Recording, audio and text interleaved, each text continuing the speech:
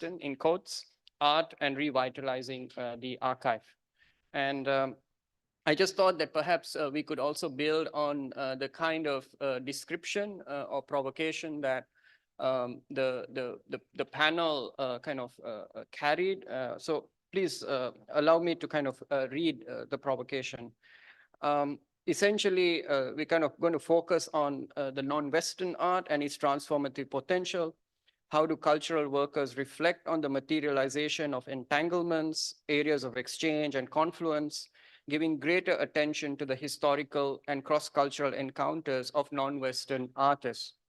How can these reflections transform and decentralize our understanding of cultural memory? Moreover, how might a revitalizing of the archive create spaces of contact where artistic and cultural hierarchies collapse, allowing for new forms of curatorial knowledge production? The panel itself will delve into how kind of poetic curatorial interventions can be enacted and what forms of solidarity can emerge as a result. As a curator myself, who has sort of almost entirely worked on non-Western art, if that category applies, I find the framing of this panel quite curious and provocative. And I think I would invite my panelists to also kind of think about that and reflect on that as we go through the various case studies that we have lined up for ourselves today. And I just wonder whether as we move through these various questions, I'd also like to kind of think about what sort of limitations we are also grappling with vis-a-vis our different ways of working. I know all three of you work in very different modes. We have incredible curator, sociologists, anthropologists, and a writer with us today. Christian has kindly agreed to translate the French to English and English to French, so thank you, Christian. And so I'm not going to go into your incredible biographies, but I think the biographies will reveal as we also go through the various case studies, because as I understand it, these matters have all been very close to you, and they are kind of very much part of what you do on an everyday basis. So I think it's also important to try and get at the role of the individual in this entire process, right? So as we think about bigger questions around museums, museologies, what does the curator, the sociologist, and the writer also do in relation to that? So with that, perhaps we can go this way. I mean, I'm quite open to who would like to kind of start off. Would you like to, Nicole? Thank you. Thank you, Mantia, and thank you, everybody, Organiser, who organize this meeting. Je vais parler en français parce que c'est plus simple pour moi et que j'ai l'impression d'être plus clair dans ma langue. Merci à tout le monde. Elle va parler en français parce que c'est plus simple et plus clair pour elle dans sa langue.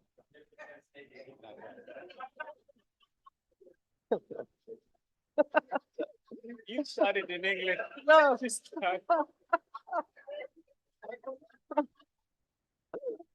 So oh boy. Thank you, everybody. I'm going to speak in my native tongue because it's easier and clearer.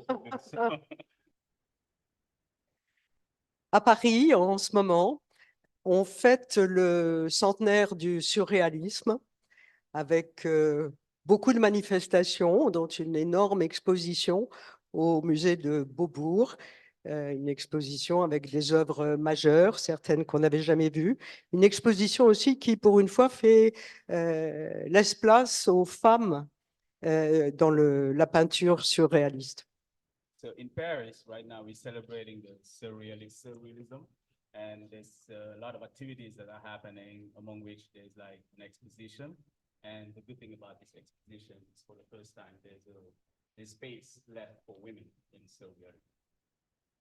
Et cette exposition est mise sous les auspices d'une phrase de Breton qui invitait à changer la vie selon Rimbaud et à transformer la société selon Marx.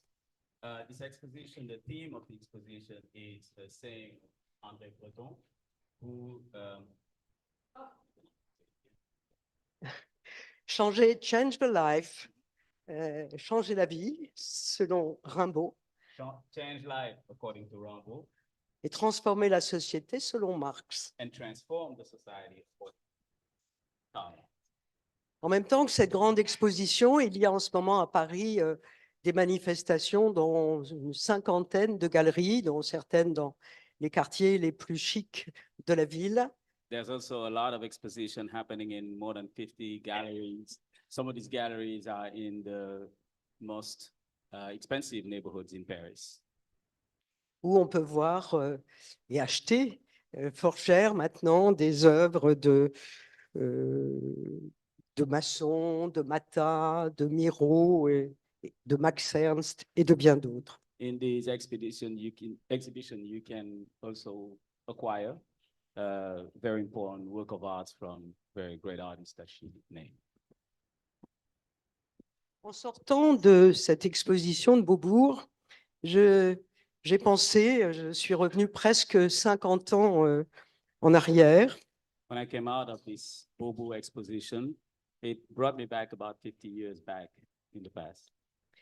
À une époque où le double mot d'ordre changer la vie et transformer la société était à l'ordre du jour. It was a time where the double order of thing, which is change life and transform life, was in actuality.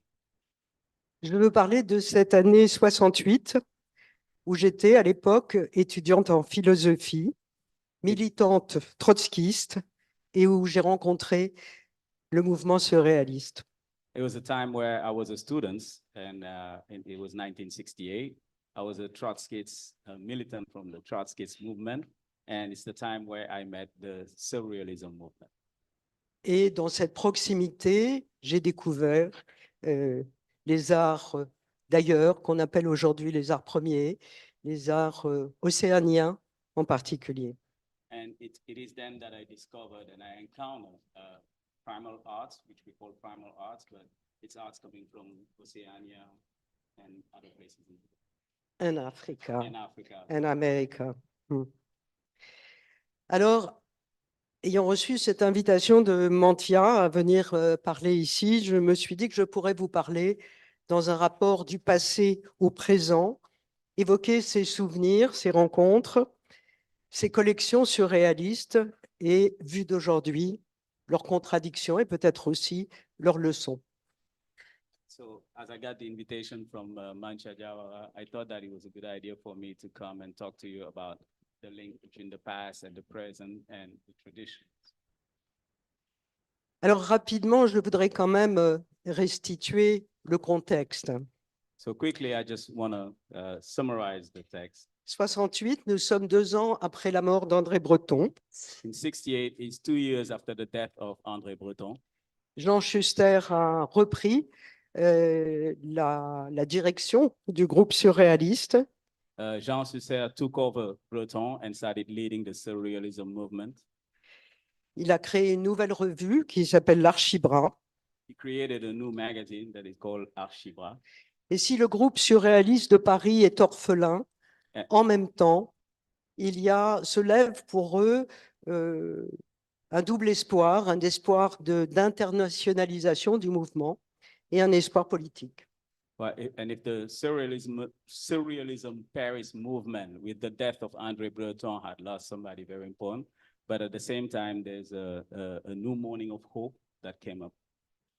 C'est l'époque aussi de la révolution cubaine que Breton avait très tôt, à l'invitation de Camacho, de Cardenas, de Wilfredo Lam, très tôt avait salué. Et en 1967, il y a le Salon de mai à La Havane et les surréalistes sont invités. It was the time of the Cuban Revolution, which Breton, with the influence of many other people, among which was Wilfredo Lam, had very early supported. Et ils reviennent absolument enthousiastes. Il faut dire que nous étions tous enthousiastes à propos de la révolution cubaine à l'époque.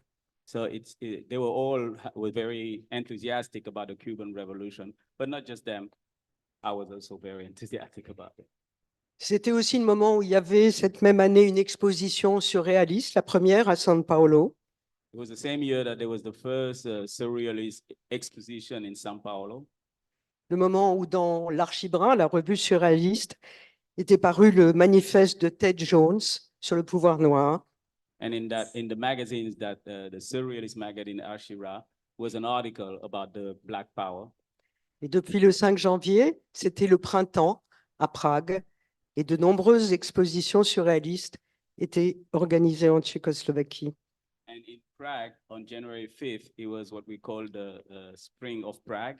And a lot of exposition on surrealism was also organized in Czechoslovakia. Bref, le monde s'éveillait, la jeunesse aussi. C'était aussi le mai 68, en tout cas le printemps 68 à Paris et ailleurs. Toute une jeunesse qui s'élevait contre la guerre du Vietnam. And it was also the Vietnam War, and it was a spring in Paris and spring in other places, and all the young people of these places were fighting for the stop of the war in Vietnam. J'étais donc étudiante à l'université de Nanterre, membre du mouvement du 22 mars qui a, en occupant l'université, lancé le mouvement 68 à Paris. I was a student in Nanterre, and I was a member of the movement that was called the Mouvement du 22 Mars, which is March 22nd. And they occupied the university, and that was the beginning of the 1968 riots in Paris. Et j'étais membre des jeunesses communistes révolutionnaires trotskistes. And she was a member of the Young Communist Revolutionary Trotskyist movement. Et pour ce mouvement trotskiste, en tout cas l'aile à laquelle j'appartenais, le surréalisme avait un immense prestige. And for this movement, the Trotskyist movement, the surrealism was very important. Pour plusieurs raisons, il y avait une sorte de filiation. Pierre Naville, qui avait été un des secrétaires de Trotsky, avait été très proche du surréalisme. There's many reasons why. One of them was that there was a proximity. A gentleman called Pierre Naville, who was also in the movement, was a secretary of Trotsky at some point. Il y avait eu la fameuse rencontre de Breton et de Trotsky au Mexique en 1938. Also in 1938, there was a meeting of Breton and Trotsky. Mais au-delà de ces références historiques, il y avait aussi une sorte d'accord entre l'esprit du surréalisme et l'esprit du temps à l'époque. So, but above all that, there was also a kind of a connection between the spirit of surrealism and the spirit of the time. Parce qu'au fond, nous lisions Marx, oui, Trotsky aussi, mais aussi Marcuse, mais aussi Wilhelm Reich. Et nous avions l'ambition de réconcilier Freud et Marx. Yes, there was Trotsky, because at that time there was Trotsky, there was Marx, but there was also other people. There were the people that you name. Yeah. Réconcilier? No, they know they.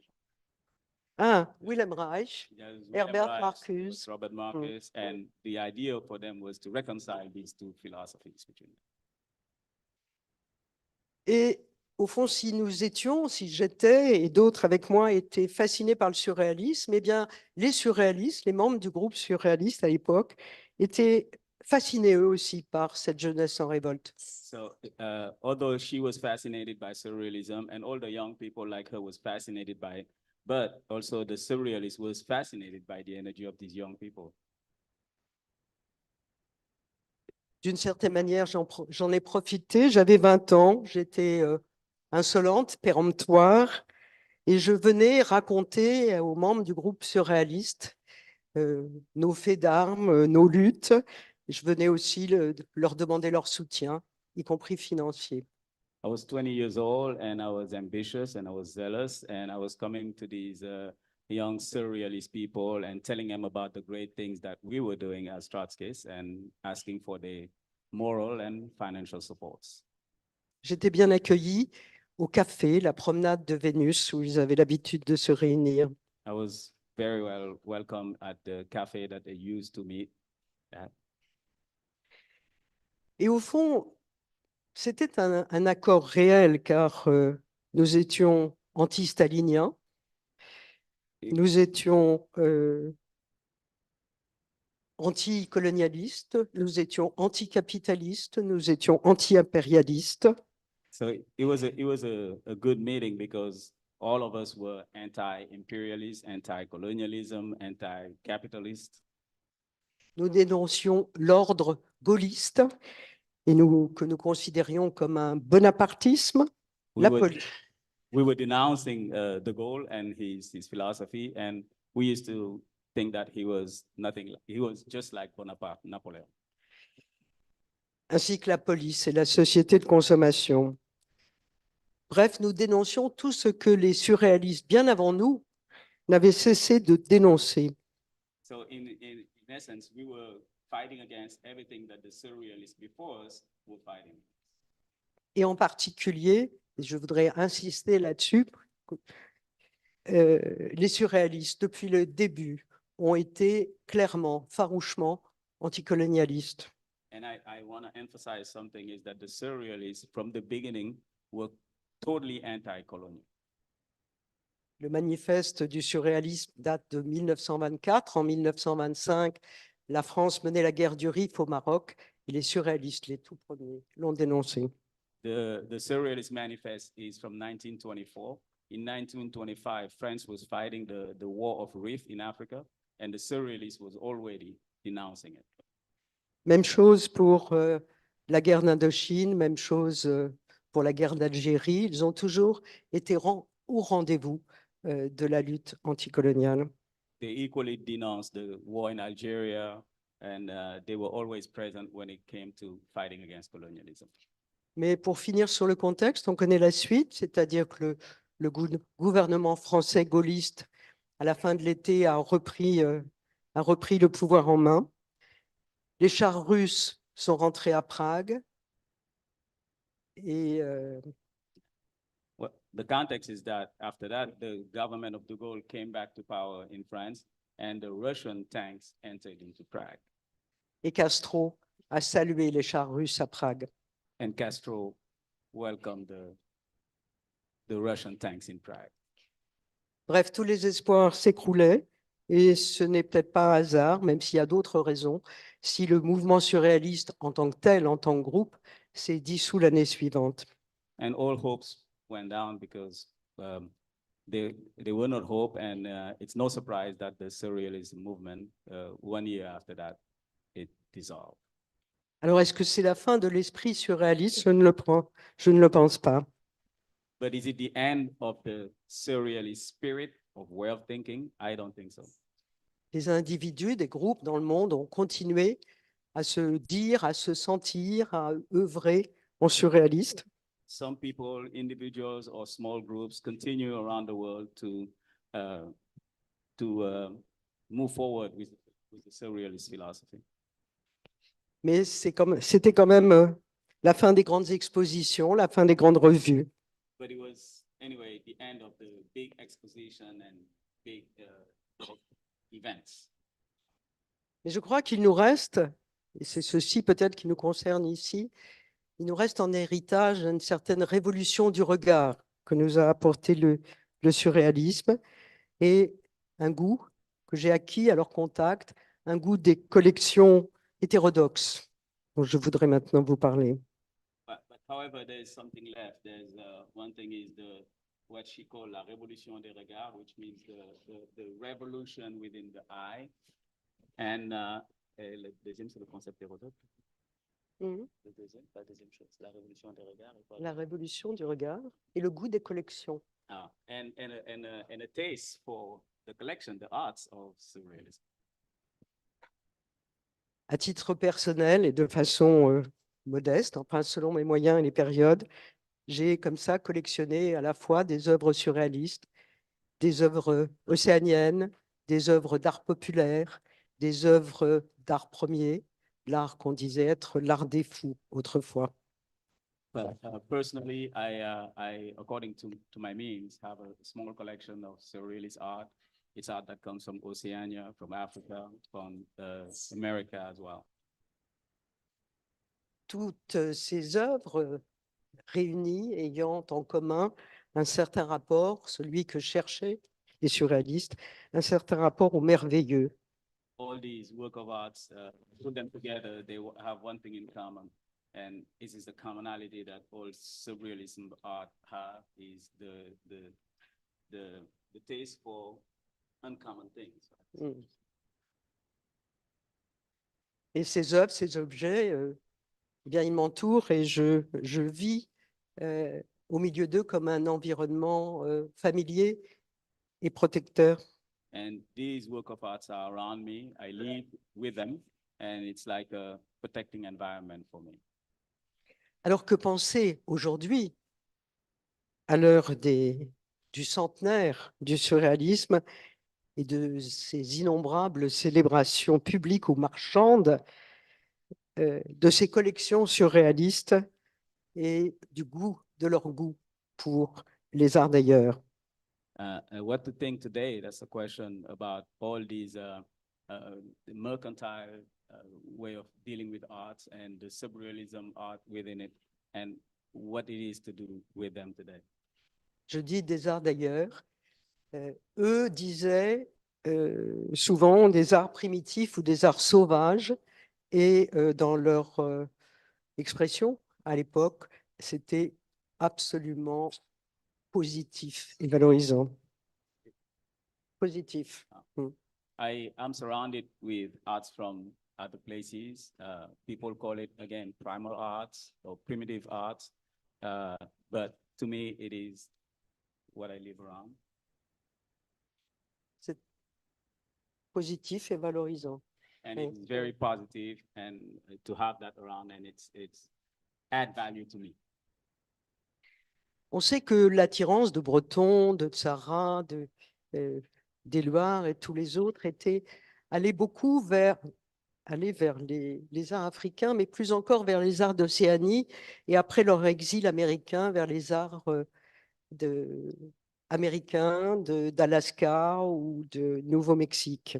We know that people like Breton or Sarrazin were very attracted to arts from Oceania, but it wasn't just Oceania, it was also America and other places that they were very attracted to these type of arts. Il y a, à mon avis, plusieurs raisons à cela. D'abord, la statuaire africaine, les œuvres africaines avaient été découvertes, avec beaucoup de guillemets, par la génération précédente, les Matisse, les Derain, les Picasso, ou le mouvement Die Brucke en Allemagne, par exemple. There are many reasons to this attraction. Is that, first of all, what we call African art was discovered, if you want to say that, a few years before by people like Matisse and others, and so it influenced them.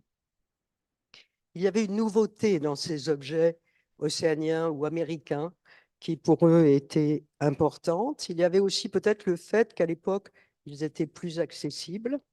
There was a newness in these arts of Oceania and Africa, maybe also because it was more accessible at that time, but there was a newness that attracted them. Mais il y a une autre raison, peut-être plus, qui est que la fascination pour ces objets était une fascination pour quelque chose qui venait du rêve,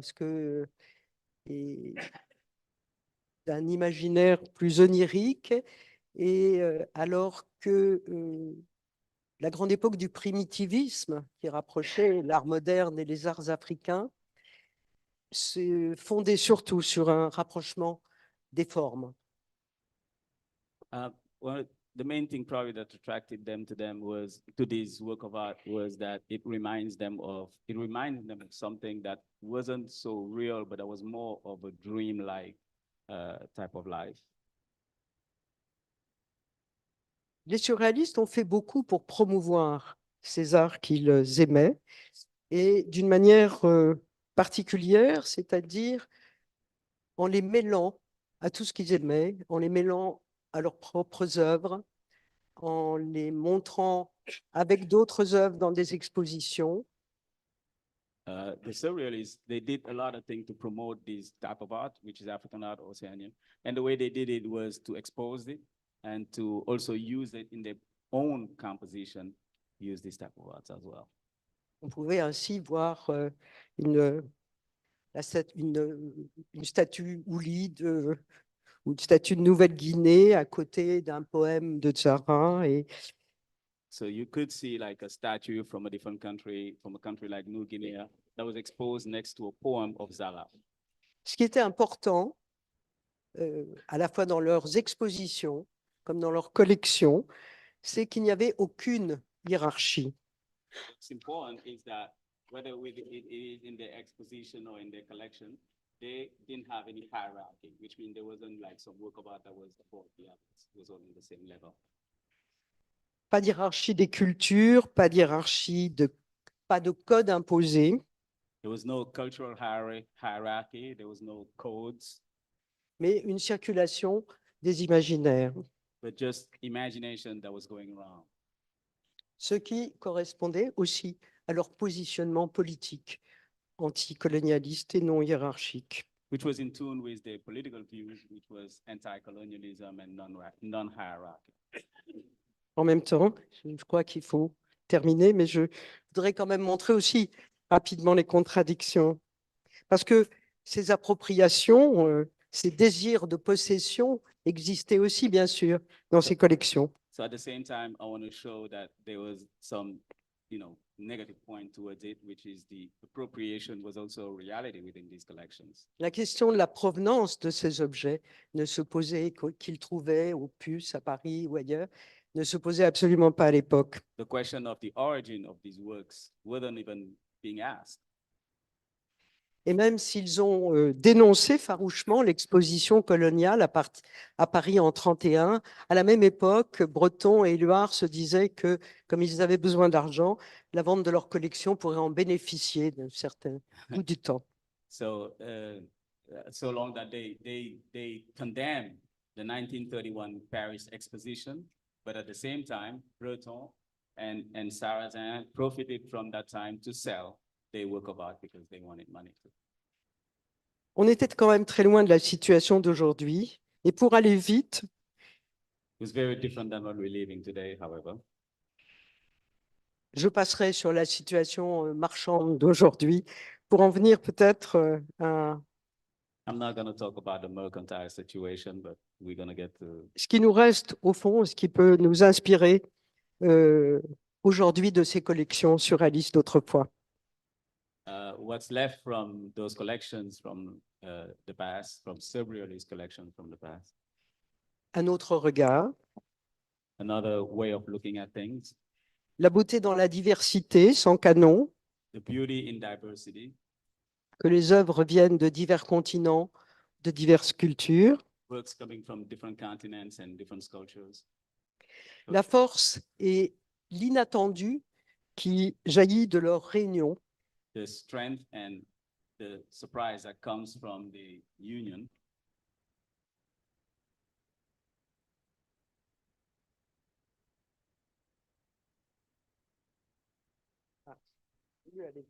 Je suis perdu. Hein? Oh, ok.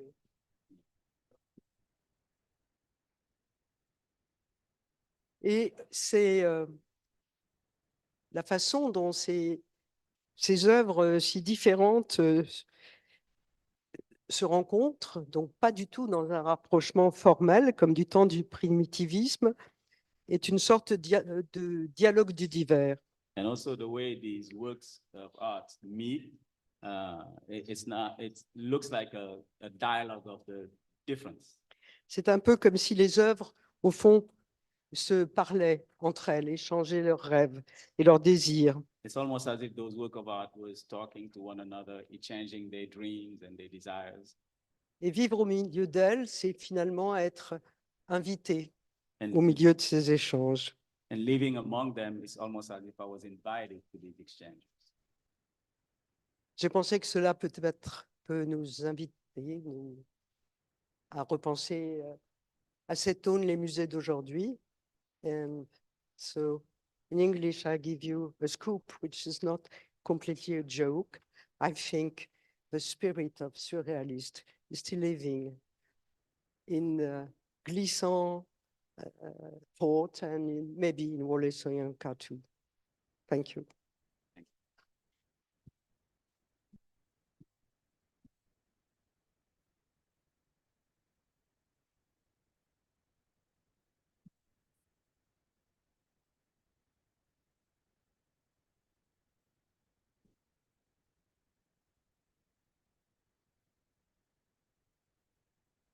Good afternoon.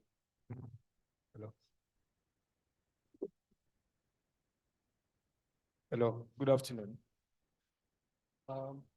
Something struck me from what the moderator said about the role of the individual in revitalizing archives. And so on that note, I want to say something about Sandra. She's shaking her head. You know, if you know the story of Nigeria, we had a big national theater. The most important content of the national theater were the artworks that were collected, because these were works produced by the what we call the first generation of Nigerian artists, Benenwonwu, Onobakwe, and the rest of them. And they were in the National Theater. Then, National Theater had a problem. It was opened in 1975. It had a problem in the 90s when we were still in military government. They shut it down. We were all afraid or apprehensive about the collection of artworks that were locked in the National Theater there, because they are susceptible to being looted, being stolen, or being damaged. For so many times there were water entered the National Theater because it built on a swamp.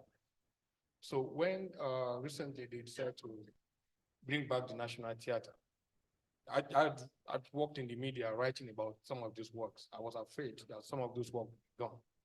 But then I was there some 2 weeks ago, and I saw that most of these artworks had actually been, they've been brought back to life. And that for me is an example of revitalizing the art. And that's why I said that the individual is very important. Because some of the things I'll be speaking about will be about the role that some of us have played in trying to connect the museum to the society. That's why you have the Museum Society and Friends of the Museum, which I will get to. So, Sandra, I'm so sorry that I had to expose you, but she did a lot of work, because it's not easy to work with the government, especially in Nigeria, because they have zero interest in these works. If I left to them, they should move them out and maybe sell them off. So when I tell the story of the National Museum of Nigeria, you understand what I mean, why the museum is the way it is until recently. So what I've done is to look at revitalizing the archives. What you call archives, I like to reduce to storage. The museum in Lagos, for instance, which I grew up with, is just a storage.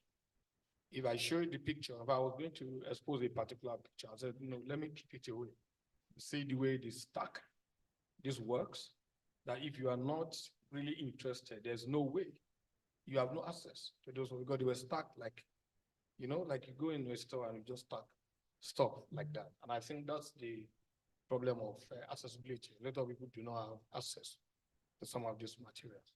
Do I go on, or you are going to interpret? Oh, is it okay? I should just go ahead? I think.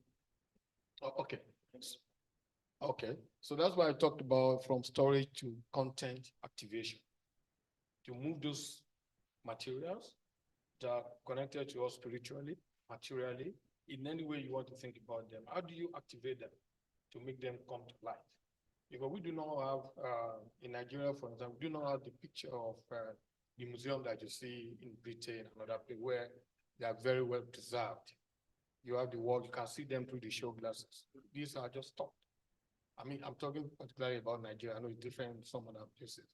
Well, so I'll talk about National Museum. I'm just going to race through this part of the slide, because these are the museums I've worked with in terms of trying to intervene, make intervention. It's very difficult, but we've done this. This is the National Museum, founded in 1957. Of course, 1957 means that the founders were mostly colonialists, okay? And they were the ones that formed what you call the Museum Society. Members of the Field Society, you know, expatriates who travel around the country, who bring material, and Leo Fubenos, who was the one that founded the museum, will put them up. So that's the National Museum the way it is now. The picture you saw up there is romantic, so you have the green. The one down there is actually the current picture of the National Museum. It looked like an abandoned space.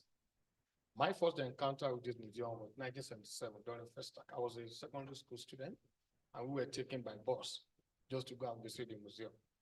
And every time I get into the National Museum today, I had the picture that had gone back. I'm 61 now. I have the picture that I've gone back to when I was like 14, 15, when I first moved, because the picture has not changed. And it's heartbreaking for me every time I go there. I need to explain why I try to make trauma intervention with a couple of friends. The most important thing they took us to see then was not even the artworks. It was this that people come there to see, the military head of state that was assassinated. And so it became the most important symbol of people going to the museum then, actually young people. You should go and see the car of the military head of state that was assassinated. But those works are, I just took some sections of it. Okay. Yeah.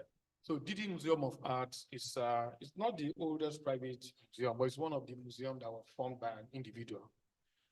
This man, Newton Jibuno, I hope I mentioned his name there, was a soil engineer who is also an environmentalist. If you read the story of someone who crossed the Sahara 4 times driving, one of the very few people to have done in Africa. So he collected quite a lot of works from around the world when he was traveling. He was driving a Volkswagen. So everywhere he got to, he took one. So he brought them and started the Didi Museum 40 years ago, actually 41. Because last year we did the 40th anniversary of the Didi Museum. It's one of the first privately owned museum. And in my writing there as a journalist, I was culture editor for 29 years or so. So writing, and then we always compare this to the state-owned National Museum. Because you can go there and you see that the works were well presented like this, unlike the National Museum. Only a section of National Museum where you see the works standing in dignity. And I thought those works deserve to be dignified their way. So, well, then a few years back, another individual who had really made an impact is said to be the largest collector of artwork, James Shillong. I'm sure I'm going to, he has incredible collections of work, thousands of works. And then he decided, he wrote a proposal to the university. Actually, the curator of this museum was around because we went to the Biennale and Jess Castellotti. So he wrote a proposal to this university, which is a private university, that look, I could donate 1,000 pieces of my work. And then I'll give you, God, as he confessed to us, he didn't have space anymore to store the works. So we're looking for a place to offload them. And saw a university where students could interact with the works. So he donated 1,000 pieces. Even up to now, only about 200 have been put up because even the museum is not enough. So they built this museum at the Pan-Atlantic University, named after him, and he gives them money like every time to sustain it. His picture is there, but it's overlaid there. It's located in the university, so it makes it very easy. But I had the conversation with the curator yesterday, and the story he was telling was a bit benumb about the way the museum adapts to run, even in the university. The problem they have in a lot of challenges, that even raising money now to bring people. Instead of people going there and paying some stuff, they bring people, like you are paying them to come and see the works. But it's a museum of, one distinguishing factor that is a museum of both archival and contemporary arts. Then 5 years ago, they started this project called the John Randall Center.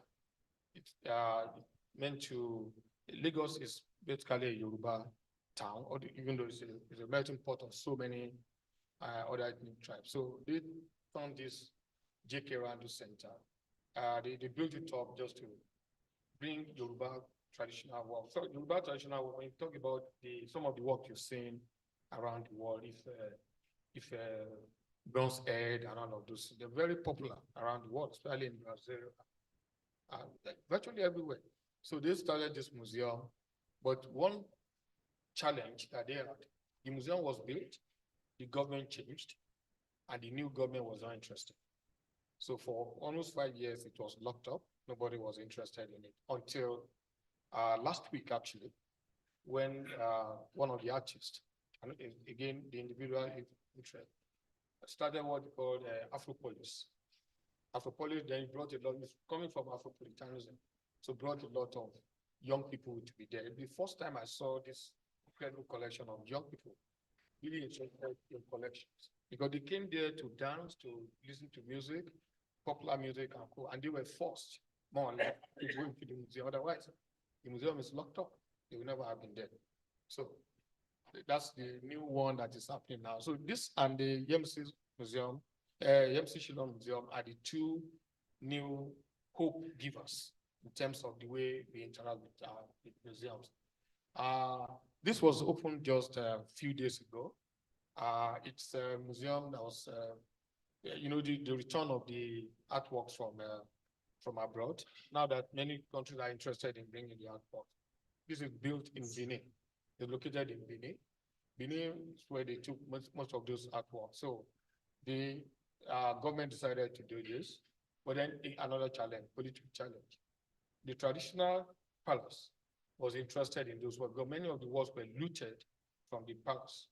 So they thought the work should return to the palace, where I believe they do not have the capacity to keep it, unlike the state. So the state decided to build this one. So they just opened it a few days ago because of the art season. But I'm envisaging a problem of now they have a change of government, which will start next week. And I'm afraid that this museum may suffer some accident by the new government, because they are, political friction. It's already there. Okay, so I've also interacted with Pan-African Historical Museum in Ghana. I think this one museum that is really of interest to me because of the work they're doing, because they link science and art and technology in the same museum space. So it's not just about archival material. So I believe that the kind of program they're trying to draw have brought in quite a lot of a different program. I'm speaking from program perspective. I'm a program person. I think that the kind of thing they say they want to do, the communication team may be of interest to those who are doing research on that. So this is where my conclusion will be. But my intervention have been through these three organizations. The Committee for Relevant Art is, we founded it in 1991 in the thick of military government, so that the artist and the cultural worker will have a voice. So what we do is to insist on certain things being done by the state. Otherwise, the state was not interested in anything. So we did that. And then we started the Coalition of Nigerian Artists, which is to bring all artists, whether you're a carver, you are a writer, you are a musician, because that's one thing that is missing. There's no collaboration between cultural workers and artists. And what museums need, because that's where my conclusion will be, is this collaboration between the artists, creative, who are producing contemporary work, and the museum. Most of our museums in Nigeria, for example, are sitting alone. They have no intersection with the creative community. So we have, Lagos is over 20 million people. You have a lot of young artists who are doing stuff, but they have no connection to the National Museum, to any of the museums, unless creative program for them. Okay, sorry, I have to go back to. Okay, so this DD Museum was 40, as I said. What I've just said in all of this note is that, first of all, you need to create programs. If museums do not have programs, especially museums in Africa must have programs. This may be a statement that you can fault. I think in most African countries, okay, let me limit myself to Nigeria. We do not really have the tradition of waking up and going to the museum, because the artworks, we encounter them on the street, in the marketplace, in the open spaces. They are not artwork that, as Victor was saying in the morning, the panel in the morning, that we encounter these things in the street. So if you lock them behind the wall, people do not. I see thousands of people going through the National Museum. They do not go in there.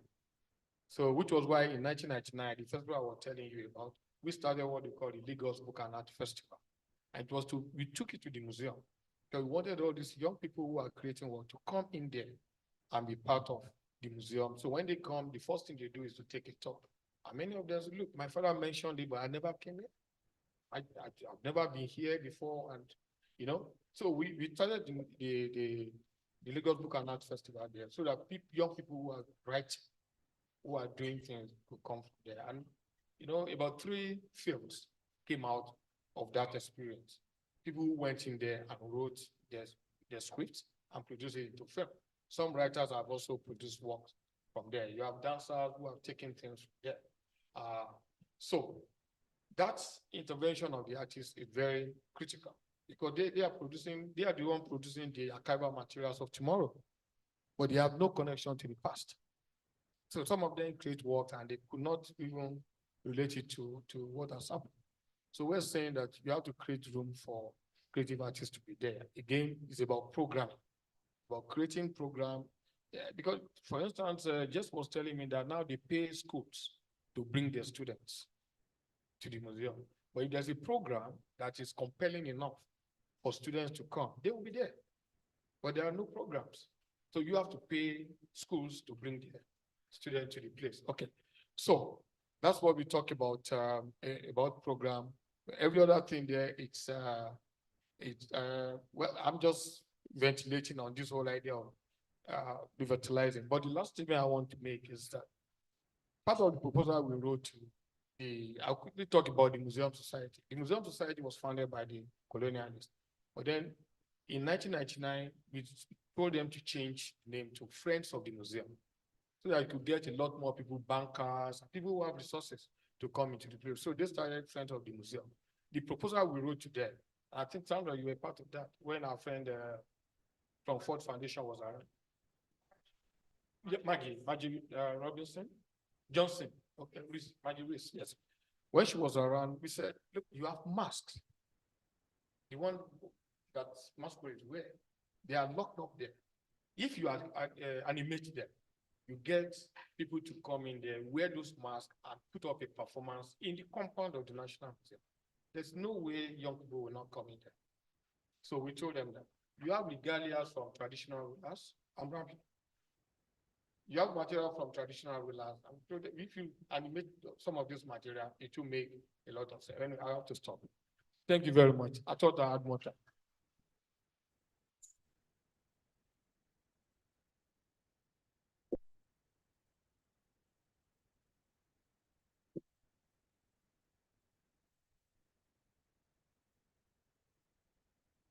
Est-ce qu'il y a des gens qui ne comprennent pas l'anglais? Vous pouvez donc vous reposer. Qui ça? Vous allez lui traduire en lébou alors.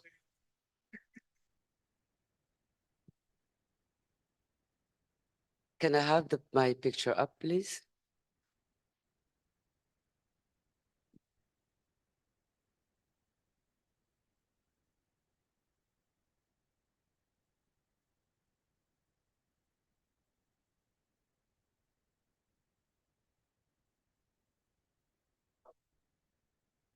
Yeah, because the picture is important before I start. Otherwise, it's too obscure. As I can see, we have more non-Senegalese than Senegalese in the room, and almost zero French. So you need a picture to understand what kind of archives I'm talking about. Can I just ask you to just speak a little bit about the good work you do with Cora, because it's a multidisciplinary form. It's not focused on one art form. Quickly, what we do in Cora is we founded it in 1991. And what happened was that during the military regime, the state had beaten the people so badly that many of us who were writers or musicians, they stopped what we would call art that is relevant to society. In fact, the trigger was someone, a major writer, who said, look, I want to be writing romance novel now because I don't want to be picked up by the military. And we were alarmed that how could you move from there to writing romantic novels and that will have no connection to society? So that's why we have a committee for relevant art. You say we will not give, because we're all journalists there, we will not give you any inch of a write-up if your art does not address the environment. So that's what we told them. That's the beginning of Cora. That's why you are relevant, because we have to ask that question. Now, so we try to connect all the arts, literature, music, film, theater. We thought that all these arts are actually, they are linked in a way, but the way we've been taught at school, you either go, I studied theater arts, and I was not exposed to visual arts, apart from to design my own dress. I couldn't do anything about visual art. So the curriculum is not robust enough to bring, to even teach me about film. I couldn't produce film, but I was just trained to be an actor, director.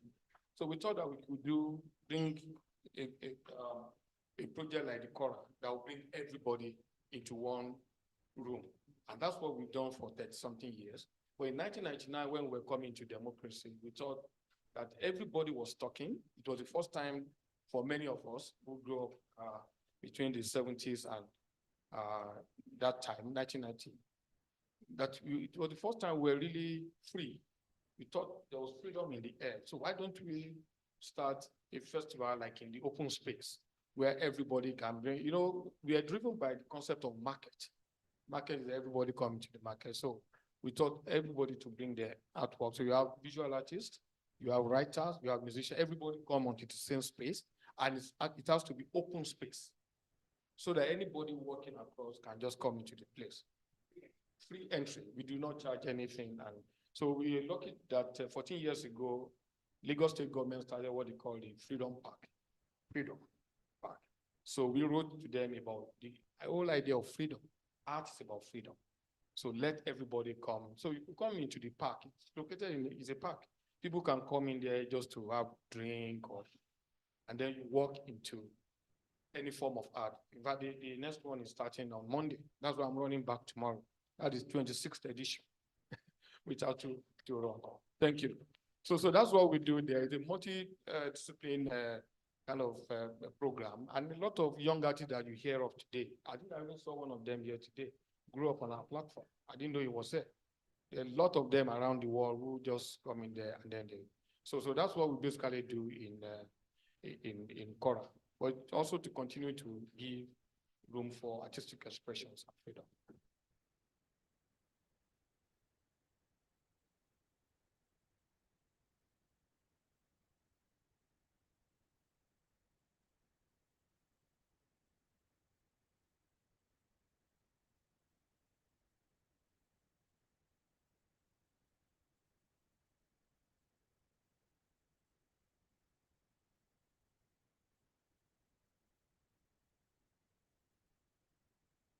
I forgot to say that Mantia and Awam have been our major supporters in the Cora. Yeah, he has given the keynote like 3 or 4 times. And it has also given room to creating a documentary film festival. We created a theater festival, a fine art festival from that same organization. Just, giving birth to so many other programs that so we run 62 events in 1 week. Thank you. So here we go. So this image is from between November 1944 and probably August 1945. The date is not clear. I'm going to be talking about archives, not talking about creating non-Western art, because I also create Western art. I work with African American artists, with white American artists, and with Latinx American artists. I did a project in Texas. So I don't put myself into boxes.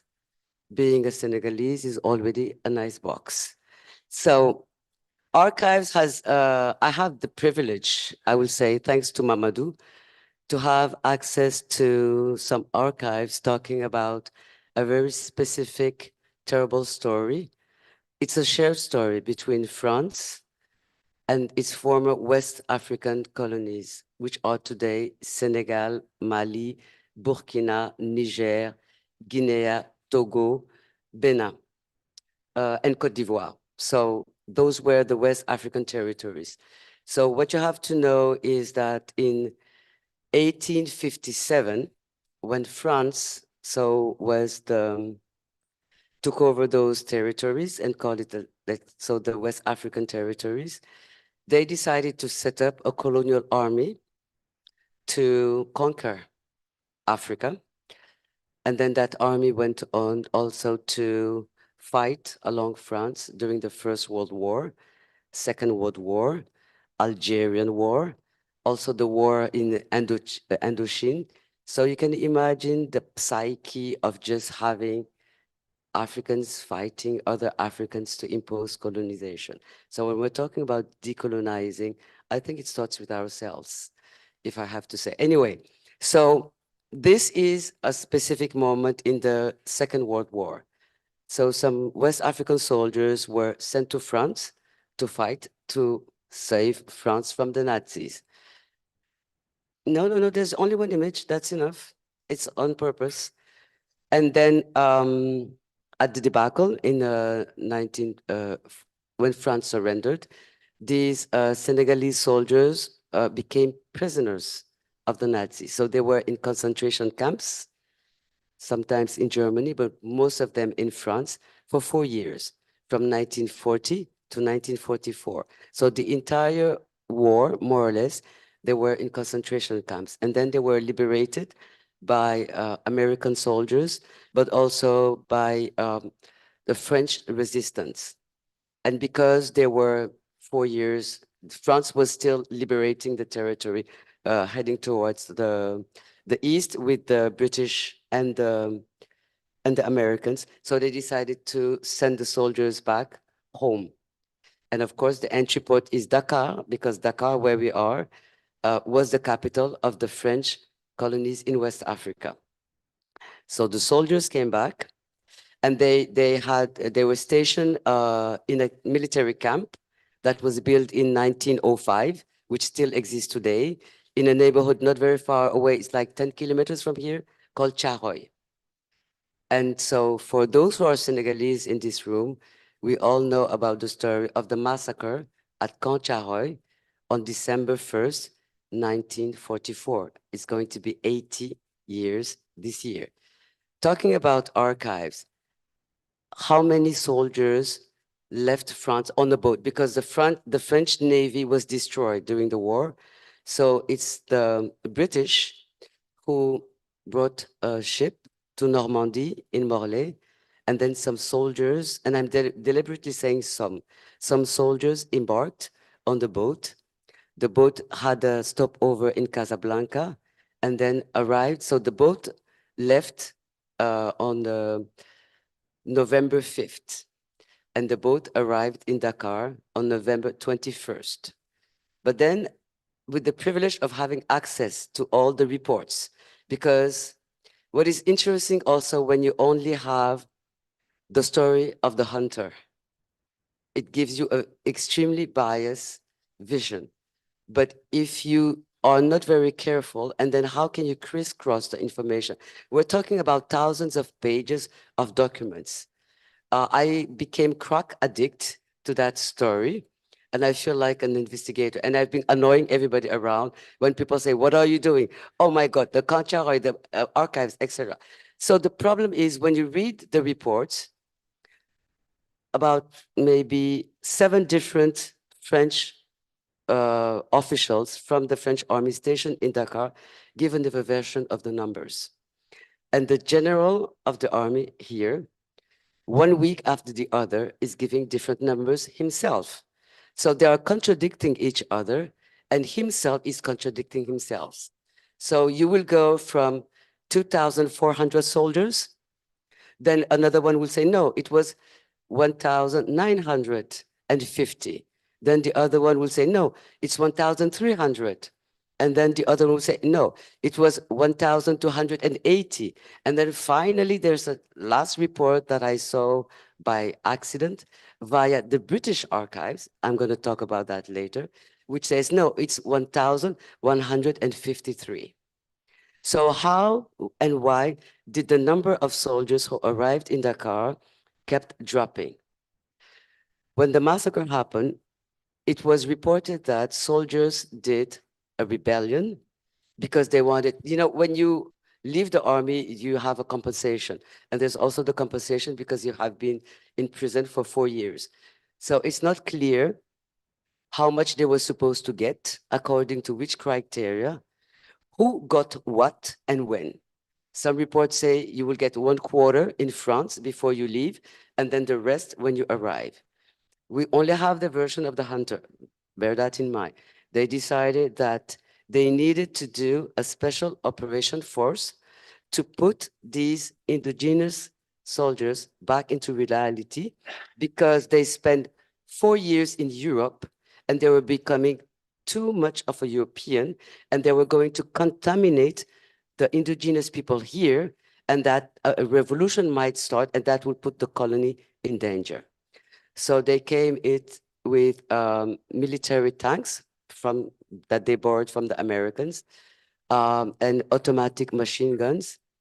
We even found some bullets, some of the bullets, and a general confirmed that there are bullets from the military huge weapons. And we also found a helmet that is from the American Army. So when it happened, the first report say 35 dead and 35 wounded. And then another report said, well, out of the 35 wounded, 11 died. And then it kept changing until they finally said, okay, it's 70 people died. But how do we have the evidence? If it's 70 people, can you give us the list of the names? Who are these human beings? We're not talking about potatoes. We don't know. We don't have the list of people who went on the boat. We don't have the list of people who landed in the car. We don't have the list of soldiers who were at the camp on December 1st. And we don't have the list of the men who died. So some families, and so it's a shared history. And then suddenly, just by my obsession talking about it, I realized the Americans were here. They did a report. The British were here. They did a report. Then having access to the British archives, it's slightly a different story. And the British are saying France is hiding the real numbers, and it's not 70, but probably more than 300 or maybe even 500. But the Americans know more because they were not very far. And when they heard the noise, they came quickly. So the question is, when you are looking at archives and analyzing all this data, with Mamadou himself being an historian and me being an architect by training and a curator, the idea is, how do you bring back this story in our own terms, but not writing a beautiful story, looking at the facts. So that's how I became an investigator and thinking now, how do I share all the findings based on the facts and being in contact with 2 historians, one in France and one in Senegal. How do we share that with the audience? So that's how the idea, probably an exhibition could be a good idea.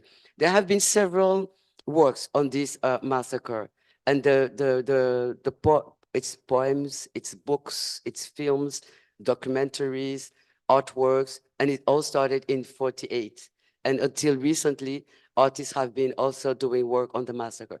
But what's interesting for me was to look at these writings, look at these films, read these books, and depending on what they say, that's how you realize how much access they had to the archives.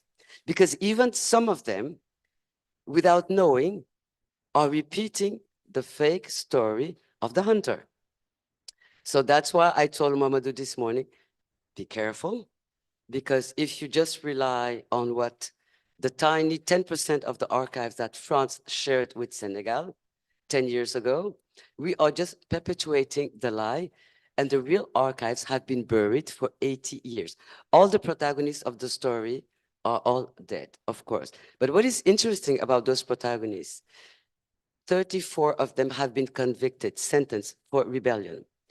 Interesting that one of them was not even at the camp that morning. He came back in the afternoon, was arrested and put in jail as the leader of the rebellion, but he was not there. We have the names of the 34, and what was extremely important for me to put back humanity in this denial and in this massacre.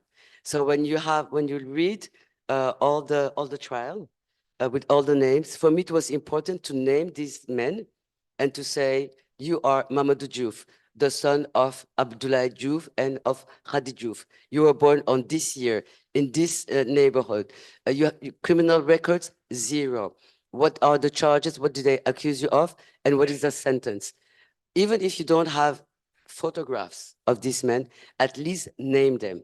And there's one young Senegalese Italian artist who took that list of names and asked a griot to praise them and pray for their soul, and saying in Wolof, naming them one after the other and saying, we are sorry for what happened to you, and we thank you as a people for what you did and for what happened to you. So now the last part for me will be to find having access to the American archives. Whoever is American in this room has an idea. I know because I've tried with my own contacts, but it was election time, nobody had time. Now there's going to be a new administration. All my friends are in total depression for reasons I don't need to explain. So we are going to try to find where are the American archives, what is in there, and can we have more information? But for me, the motivation of doing all of this is, how do you share that with an audience from a kid who is 7 years old, who doesn't even know what the tirailleur is? So you have to go back to when the corps, the troops were formed in 1875. And I found in a collection a picture, a photograph of the first colonial army, and that was it was in Mali. The picture was taken in Mali around 1880. So for me, that's like a gem. So we can illustrate. So how do you illustrate? You're giving dates, you're giving facts, and you're going against the time, just doing a timeline with images and small text. And also looking at who are the politicians who took a stand for these guys. 6 days after the massacre, because Senegal had MP representation at the parliament in France. So the Senegalese MP, Lamine Gueye, wrote a letter to the French parliament demanding an investigation. And that was, so it was like December 7th, 44. And it's interesting that in his letter, he says there was a massacre, it was a butchery. And he says, the army is saying that probably 35 men died, but I'm crystal clear that it's even 100 more than that. So that was the first move. Of course, nothing happened at the French parliament. Then Léopold Sédar Senghor, who was an MP, 2 years later, is asking for mercy. He's not demanding for an investigation. He's asking for mercy. Nothing happened at that time. And then 2 years later, the soldiers were released, but then the criminal charges not. And then Senegal becomes independent. Senghor becomes the first president, 20 years. And he doesn't ask any question about what happened. Where are the soldiers buried? So people are crazy speculating. There's a mass grave here. There's a mass grave there. There are tombs here. Nobody knows. The first president, who, when he was an MP, said, can you please forgive these kids? It's more or less, I'm paraphrasing, that's what he said. He didn't talk about it. Second president, Abdou Diouf, didn't talk about it. Third president, Abdoulaye Wade, didn't talk about it.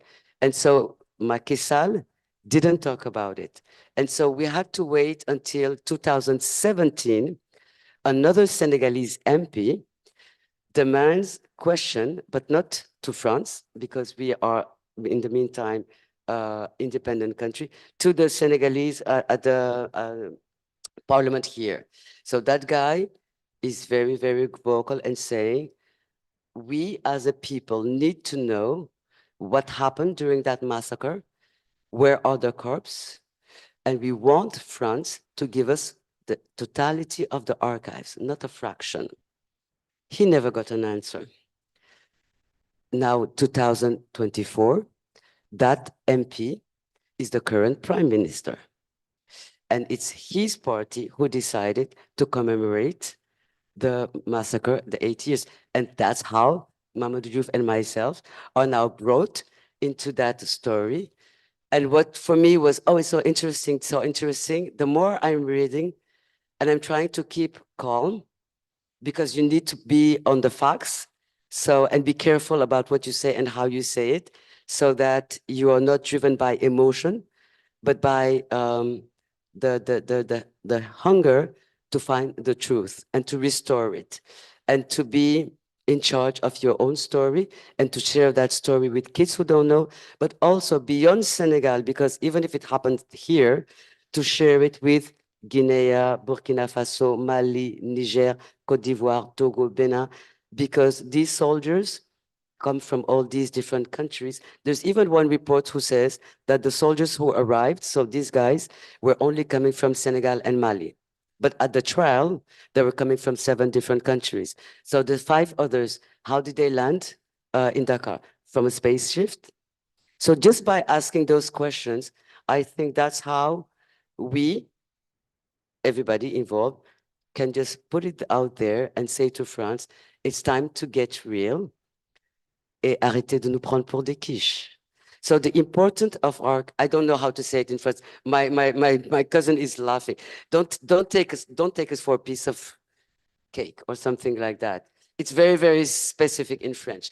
But for me, what is important, I've been randomly working with archives as a curator for some different project, but not trying to do a project that is 1000% based on archives, working with historians who are so passionate, and then suddenly you realize the heavy sense of responsibility you have as a curator, manipulating these documents and making decisions. What do I share with the audience? What do I not share?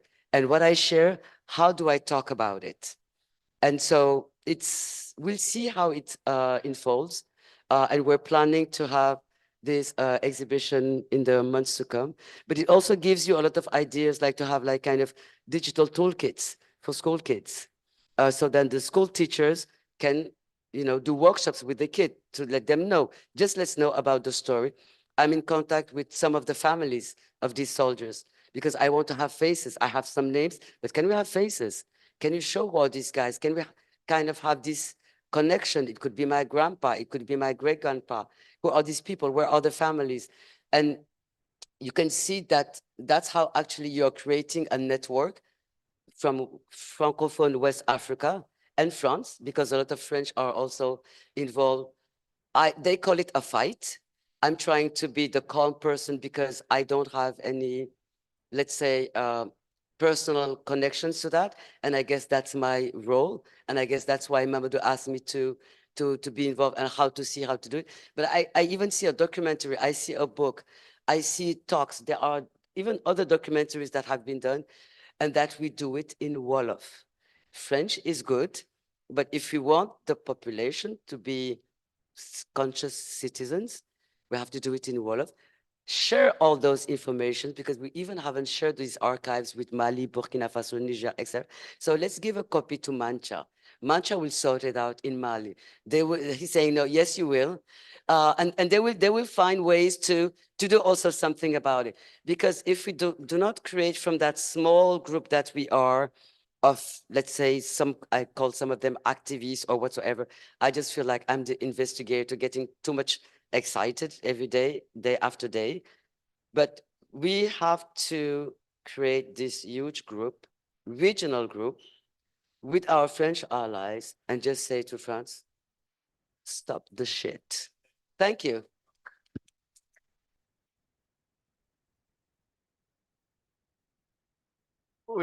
Yes, please.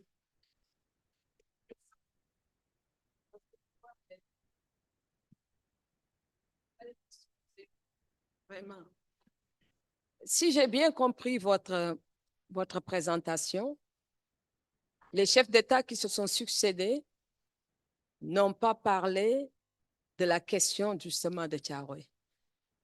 Mais ce que Abdoulaye Wade a fait, personne ne l'a fait jusqu'à présent. Parce que quand il est arrivé au pouvoir quand même, il a d'abord organisé un très grand colloque en faisant venir tous les spécialistes à travers le monde de la question du tirailleur. Et à partir de cette question du tirailleur, il n'a pas manqué de poser le problème de Thiaroye 44. Et une fois ce colloque terminé, sous la houlette du professeur Ibader Thiam, de l'archiviste pléographe Saliou Mbaye, etc., ils ont créé un comité qu'on appelle le COVART, justement pour réfléchir sur cette question. Ablaye Wade en avait fait, il avait même affrété des avions pour faire venir les chercheurs et tout. Donc, lui, au moins, il a fait quelque chose.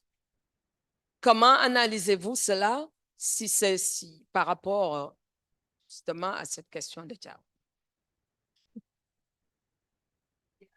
Okay, so I will summarize what Madame Pendambo said. Abdoulaye Wade was president from 2000 to 2012. She said at least he raised the question of the tirailleurs, so these colonial troops, and organized a huge symposium. I have a large voice, I think it's okay if the mic is not working. Organized a huge symposium and then shipped in some historians from different parts of the world. And during that symposium, they raised the question of the massacre. And then with some historians led by Ibader Thiam, who was a prominent figure, they started investigating. Yes, but that is the tirailleur. I want to ask you back something. In my understanding, Senegal became an independent country in 1960. I was born a few years later in 67. Even if France is not answering your questions, and there's all these polemics about where are the corpses buried? Why don't you create an expedition with historians, archaeologists, and scan the entire Thiaroye so we can know what's underneath and stop the speculation? If you have the corpse, you have the beginning of evidence. Kids, I said in the primary school, found some bullets, a military tag, a helmet, and a spoon. So Abdoulaye Wade did a little bit, but why didn't he go beyond les tirailleurs and say, c'est le massacre du camp Thiaroye and nothing else?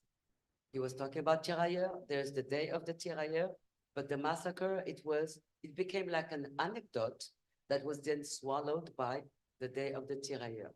I don't know if you have the answer, but my question as a Senegalese citizen, I don't want to beg France. I know how to corner France, just with the facts and the evidence. So my question, 1960, 2024, the minimum we could have done as Senegalese is scan the entire Thiaroye, and nobody has done that. If somebody can answer, I would like to know what's wrong also with us.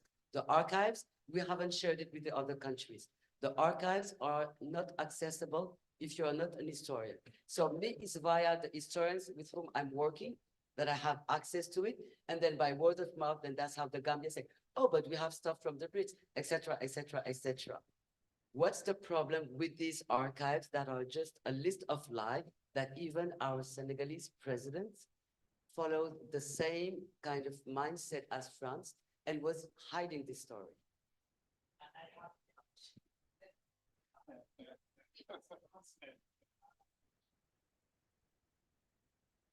I have the answer because I was the one who asked the president of France in 2014, Hollande, to give the archives to the Senegalese. I am the one who asked him.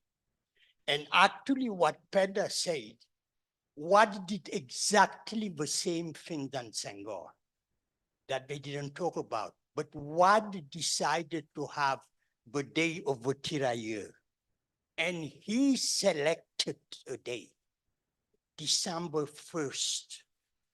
And the French told him no Thiaroye. And he changed it. And it's why the day of the tirailleur is August 23. The French for years told the Senegalese government, probably from Senghor to Wade, that nobody talks about Thiaroye. It's why when Semen shot his movie, it was banned for 10 years. And it's the French who took. So what retreated. He advanced. He advanced about that, but didn't push it. It's the reason why.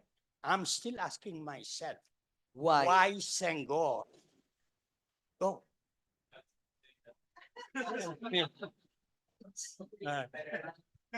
Because,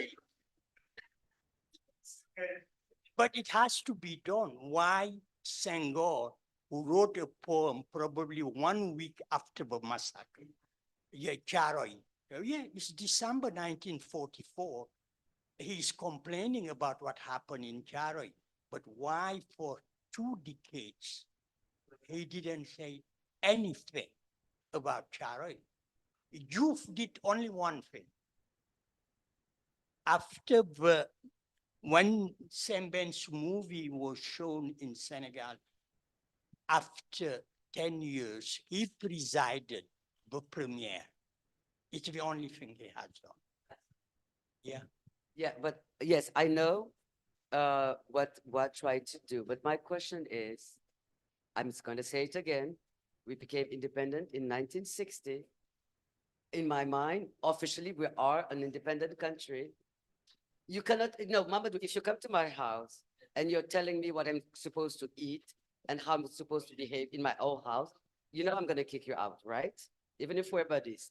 So my question is, how can France say to the president of an independent country, do not talk about this massacre, and all of them, one after the other, accept?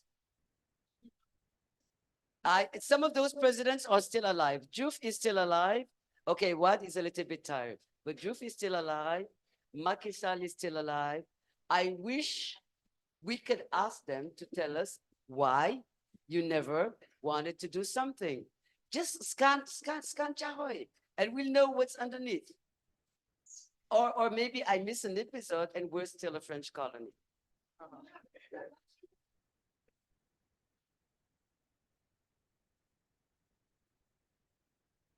How we are, for the first time, you have this new regime saying that this is the most important event. And they are showing, as they say, that this is a sovereign country and their sovereignty is expressed against France. Is why they selected Charoy. But until Macky Sall, yeah, we have to stop. But one thing which is interesting is the cemetery. The grave is still, the cemetery, the graveyard, still under a kind of French control, officially. Even if we don't know, it's 102 tombs, but we even don't know if people are buried there. I think it's fake because it's there's a military cemetery in Charoy. So you have 202 graves, anonymous. There's no name, there's nothing, there's nothing. There's no book. So you don't know who is buried there, when, and if even, so I call it Disneyland. And I say, this is like just to pretend that people are, and so people say, oh yes, they are buried here. So if it's 200 tombs, so it was 200 soldiers there. No. Nobody knows. The only way to know, scan the cemetery, scan that entire neighborhood. And that, as a free country, you can do it, unless we are still a colony. And I missed an episode. And I have to talk to my mom, because that's not what she told me when I was born. So just when I was talking about archives, how when you create from archives, there's a sense of responsibility that goes with it. You have to be very careful. You better work with professionals, whether it's historians, archivists, and double check 1,000 times all the information, because as I said, just with the French, what they gave us, they are contradicting themselves. I think they are so embarrassed that that's why now they are burying everything, because it's clear. And we've been proving with a small group of historians and other activists in France. I said, you don't even have to send them to the court. Just put all the reports one next to the other and ask a question and see how they answer the question, depending on their mood, depending on who they are. These French military, out of 7 of them, 5 received a Medal of Honor, which is the highest medal in France, the Légion d'honneur, a year later. Right. Involved in the Opération Force Spéciale. 2 were sent as prison guards to French Guiana. That's a punishment. And the reports of those 2 guys are missing. It will be interesting to know what they had to say. So one historian was able to talk to their families. And they said that they came back extremely upset about what happened. And they think that there was an excessive use of force. And that's what they put, I guess, in their report. Then they were sent from being, in the army, and they were like rising stars. Then they were sent to French Guiana, which wasn't a cool place, Cayenne in those days. And that's how they ended up their career, and one had a depression. So also showing in the exhibition, not just what happened to the 34 who were African soldiers who were in prison, but what happened also to the French protagonists. It says a lot about the psyche and how you quote them, and the rhetoric and the language, vocabulary they are using when they are talking about Black people. Also says, you have to know that these guys were part of Vichy, Pétain administration. So they were all pro-Nazi. So that's why you also have to understand the bigger picture of the Second World War, and you add the mentality of the colonial time. So working on archives, even if you're a contemporary art curator or working on performance whatsoever, lesson I've learned is humility. I'm learning a lot down the road about my own history and how much respect can I have for my leaders, even if I didn't vote for any of these guys. Who is ready to stand up for the people and who doesn't really care? Are we still a colony or not a colony? And how are we going to have access to the other archives? And down the road, maybe in 10 years' time, maybe earlier, if you have access to those archives, then there's another story or another chapter to write beyond the chapter I'm commissioned to write in the form of an exhibition. But that's all I have to say to whether you are an artist, a poet, a writer, a filmmaker, a creator. Working on archives, there's a lot of passion.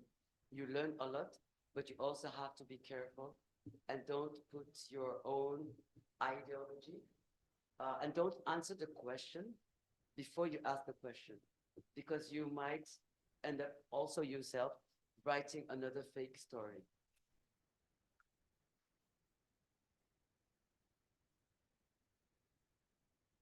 I think with that, we conclude. Yes. But let me just thank everyone as well as our wonderful translator. There's a car that's stopping, another car exiting. The plate number is AA858 R. I'm told it's a 4. I don't know. Yeah, it's a 4. Sorry. Okay. So thank you all, and see you tomorrow morning. We'll continue with the conversations. But thank you to the panelists.